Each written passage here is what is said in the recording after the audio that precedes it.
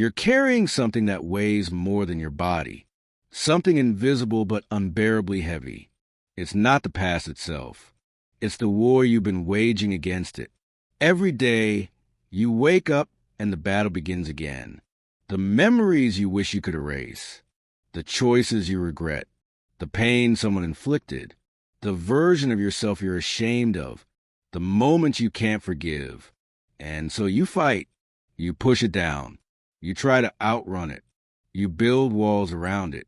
You tell yourself that if you just ignore it long enough, work hard enough, manifest fast enough, it will disappear. But it doesn't disappear. It grows heavier. And the more energy you spend fighting it, the more it controls you.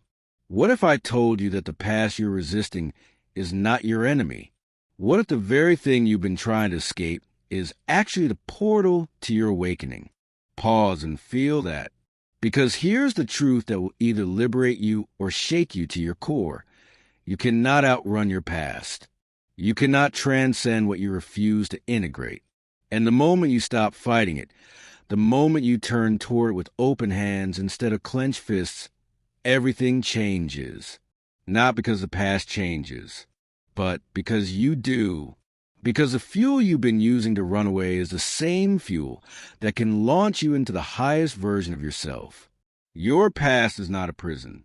It's a power source. And it's been waiting for you to claim it. Let me describe the prison you built, and tell me if it sounds familiar.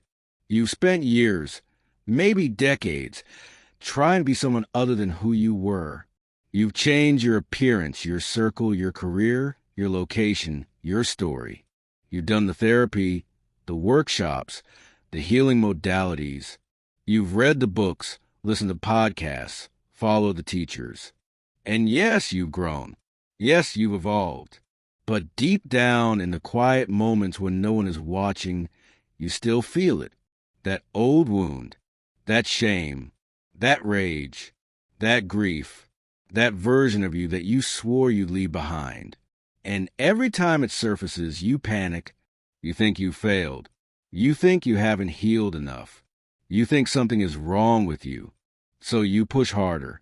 You add another practice. You try a new technique. You look for the next breakthrough. Because if you can just get rid of it, if you can just finally be free of it, then you'll be worthy. Then you'll be whole. Then your real life can begin. But here's what no one tells you. Wholeness doesn't come from erasing your past. It comes from integrating it. Healing is not about becoming someone who never experienced pain. It's about becoming someone who alchemizes pain into power. And the resistance you feel, that constant battle, that exhausting effort to push away what was, is exactly what keeps you fragmented. Because every time you reject a part of your story, you reject a part of yourself. Every time you say, that shouldn't have happened, you create a split in your consciousness, a before and after, a good version and a bad version, an acceptable self and a shameful self. And that split takes energy to maintain, enormous energy, energy that could be used to create, to love, to expand, to become. But instead, it's spent on an endless war with what already is. This is a trap. And it's invisible to most people because it masquerades as healing. It looks like self-improvement. It sounds like growth. But underneath, it's still resistance. It's still the belief that you need to be different, better, cleaner, lighter before you're allowed to fully live. And the universe doesn't respond to your intentions. It responds to your energy. And if your energy is consumed by fighting yourself, by waging war with your history, you're broadcasting fragmentation. You're signaling incompleteness. And the field mirrors that back with precision. No matter how much you manifest, how much you achieve, how much you accumulate, you'll still feel that gap, that hole, that sense that something is missing.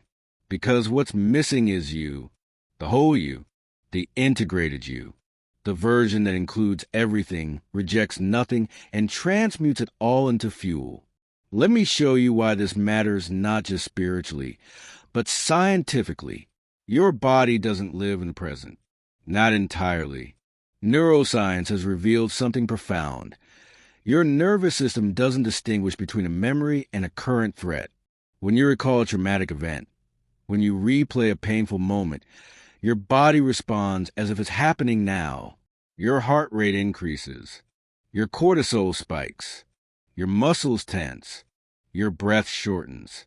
You are literally reliving it, not metaphorically, physiologically. And here's the critical piece. Every time you resist that memory, every time you try to push it away or pretend it doesn't exist, you reinforce the neural pathway. You strengthen the pattern. You tell your nervous system that this memory is dangerous, something to be feared, something to fight. Dr. Bessel van der Kolk, one of the world's leading experts on trauma, has spent decades proving that the body keeps the score.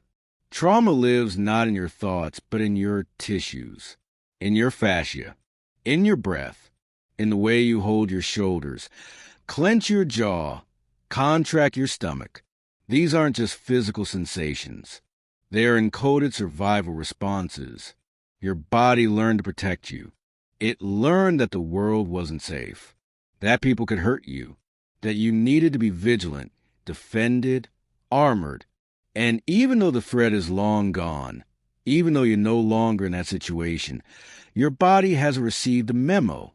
It's still running the program, still bracing for impact, still fighting a war that ended years ago. And every time you resist your past, you keep that program running. You keep your nervous system locked in survival mode. You keep collapsing the reality of someone who is still in danger, still not safe, still not okay. This is not your fault. This is how the body works. But it is your responsibility. Because once you understand this mechanism, you have a choice. You can keep fighting, keep resisting, keep trying to erase what cannot be erased. Or you can do the one thing that actually completes the cycle. You can turn toward it. You can stop running. You can face it. Not to re-traumatize yourself. Not to wallow or victimize yourself. But to integrate. To metabolize. To extract the medicine that's been hidden in the poison all along. Because here's the paradox that changes everything. The thing you've been running from is the exact thing you need to become who you're meant to be. Think about it. Every great teacher, every master, every person who has genuinely awakened to a higher level of consciousness has one thing in common. They stopped resisting their story.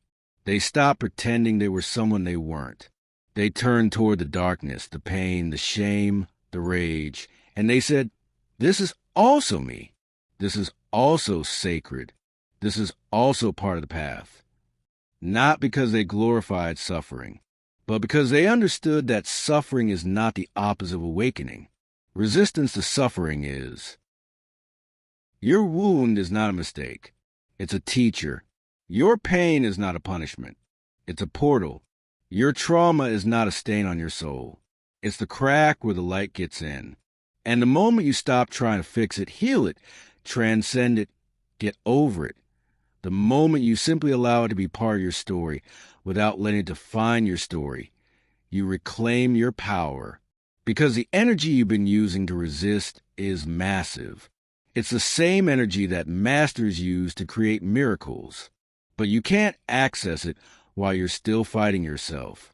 You can't build a new reality while you're still rejecting the one that built you. So here's the question that will rewrite your entire relationship with your past. What if nothing about your story was wrong? What if every painful moment, every betrayal, every loss, every mistake was exactly what needed to happen to bring you to this moment? Not because some cosmic force was testing you, not because you deserved it, but because the universe doesn't make mistakes. It makes experiences. And every experience contains a frequency, a lesson, a gift that is uniquely calibrated to your soul's evolution. You didn't go through it for nothing. You went through it for this. For the depth, for the empathy, for the strength, for the wisdom, for the awakening that is only possible when you've walked through fire and chosen not to burn, but to be forged. This is not toxic positivity. This is not spiritual bypassing. This is quantum reframing. Because in the quantum field, meaning is not fixed. Nothing means what it meant until you observe it, until you assign it meaning. And the meaning you've been assigning to your past, that it's bad, that it shouldn't have happened, that it makes you less than, that it's something to overcome, that meaning is keeping you small.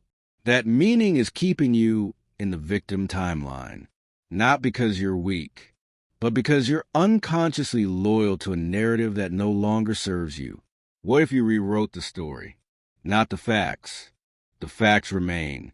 What happened, happened, but the meaning, the interpretation, the role it plays in your becoming. What if your trauma wasn't the thing that broke you, but the thing that broke you open? What if your shame wasn't evidence of your unworthiness, but the initiation into radical self-acceptance? What if your mistakes weren't proof that you're a failure, but the exact detours that brought you to your true path? What if the person who hurt you wasn't a villain in your story, but a catalyst, a mirror, a teacher? Painful, yes, but necessary. I know this is difficult to hear. I know some part of you is resisting even now, because there's a part of you that's still attached to the wound, that's still identified with the pain, that's afraid that if you stop fighting, if you let it in, if you actually integrate it, you'll lose yourself. You'll become it. You'll be consumed by it. But that's not how integration works. Integration is not about becoming your trauma. It's about recognizing that your trauma is one chapter in a much larger story. It's about giving it a place at the table without letting it run the whole conversation. It's about honoring what happened while refusing to let it dictate what happens next. And here's the practical truth. The moment you stop resisting your past, your nervous system can finally relax. The war ends. The hypervigilance softens. The armor dissolves. And in that space of non-resistance, of radical acceptance, your body can finally shift from survival to creation, from fear to love, from contraction to expansion. This is not a spiritual ideal. This is neurobiology. When your nervous system feels safe, when it no longer perceives the past as a present threat, it releases the chronic stress hormones that have been keeping you in fight or flight. Your heart enters coherence. Your brain waves shift. Your electromagnetic field becomes organized, powerful, magnetic. You become literally a different person broadcasting a different signal, and the field responds accordingly. So, how do you actually do this? How do you stop fighting and start integrating? It begins with a single question, asked not from your mind but from your heart. What did this teach me? Not what did it take from you. What did it give you? Because everything you've been through has given you something. It gave you perspective. It gave you strength. It gave you compassion. It gave you the ability to hold space for others' pain, because you know what it's like to be in pain. It gave you boundaries. It gave you intuition. It gave you a radar for what's true and what's not. It gave you the cracks in your armor where the light can now pour through. It gave you your depth, your authenticity, your realness, because you can't fake depth. You can't perform authenticity. You can only earn it by walking through what you've walked through and choosing, in spite of it all, to remain open. And here's the beautiful paradox. The moment you claim your past as fuel instead of fighting it as a burden, you stop being defined by it. The victim identity dissolves. Not because you deny what happened, but because you've transmuted it. You've metabolized it. You've turned lead into gold. And that alchemy is the most powerful frequency you can emit. It tells the field, I am not broken. I am not stuck. I am not my circumstances. I am the consciousness that can transform anything. And the field responds with opportunities, people, experiences that match that frequency. Not ones that match who you were, but who you've become. But there's a stage most people miss. The stage between resistance and integration. And it's the most important stage. It's called grieving. You have to grieve what happened. You have to feel the anger, the sadness, the betrayal, the injustice, not forever, but for as long as it takes. Because grief is not the same as resistance. Resistance says this shouldn't have happened. Grief says this did happen, and it hurts. Resistance keeps you locked in a fight with reality. Grief allows you to move through reality. It metabolizes the pain. It completes the emotional cycle that got interrupted when you went into survival mode.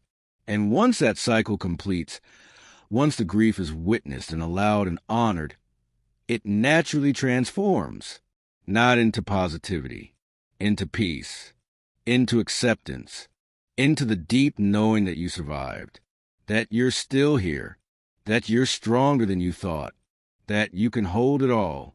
This is the work no one wants to do, because it's easier to keep busy, easier to keep manifesting, easier to keep chasing the next level, easier to keep pretending that if you just achieve enough, accumulate enough, become enough, the past will stop mattering.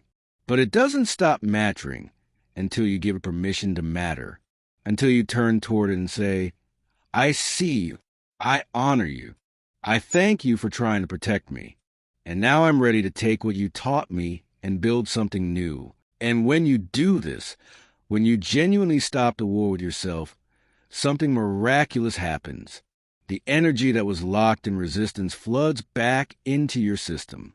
You feel lighter, not because you lost weight, but because you're no longer carrying the exhaustion of 1,000 internal battles. You feel clearer, not because you have all the answers, but because you're no longer fragmenting your consciousness between what you show the world and what you hide. You feel freer, not because your circumstances change, but because you're no longer imprisoned by the belief that you need to be different to be worthy. And this freedom is magnetic. It draws people to you, not people who need you to be perfect, but people who recognize your wholeness.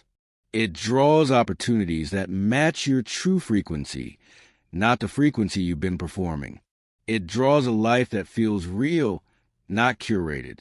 A life that feels full, not filtered. A life where you're not performing spirituality, but living it, because you've integrated the shadow. You've claimed the disowned parts. You've made peace with the messy, complicated, beautifully broken human you are. And that integration is the most attractive thing you can offer the world. But let me be clear, this is not a one-time event. This is a practice, a return, a daily choice. Because your mind will try to pull you back into the old narrative. Your ego will want to reestablish the identity of the wounded one, the struggling one, the one who's still figuring it out. And when that happens, you don't fight it. You notice it. You breathe. You return to the truth. I am not my past. I am what I choose to do with it, and I choose to use it as fuel. I choose to let it make me wiser, not bitter, stronger, not harder, more compassionate, not more defended, more open, not more armored. This is the pathway of the awakened creator. This is how masters are made, not by avoiding the darkness, but by walking through it and emerging with the light they found within it, not by denying the pain, but by transmuting it into medicine, not by rejecting the past, but by extracting every ounce of power it contains and using that power to build the future. And the future you're building is not just for you. It's for everyone who will see what you've done and realize. If they can do it, so can I. If they can turn their mess into their message, their wounds into wisdom, their breakdown into breakthrough, then maybe I can too. So let me leave you with this. Your past is not your enemy. It never was. It was your training ground, your initiation, your awakening disguised as suffering. And the moment you stop fighting it, the moment you turn toward it with gratitude instead of shame, with curiosity instead of fear, with integration instead of rejection, you unlock a level of power you've never accessed before. Because you're no longer split. You're no longer at war with yourself. You're whole. And wholeness is the most potent creative force in the universe. You don't need to be healed to be whole. You need to be integrated. You don't need to forget your past to be free. You need to reclaim it. You don't need to become someone different. You need to become all of you, the light and the shadow, the strength and the vulnerability, the victories and the scars. All of it, together, alchemized, transmuted, turned into the fuel that launches you into the highest expression of your soul. If this message is landing in your body, if you feel the truth of it reverberating in your cells, then do this now. Type in the comments, "My past is my power. I choose integration over resistance." Let this be your declaration, not to me, but to yourself, to the universe, to the version of you that's been waiting for you to finally come home to all of who you are.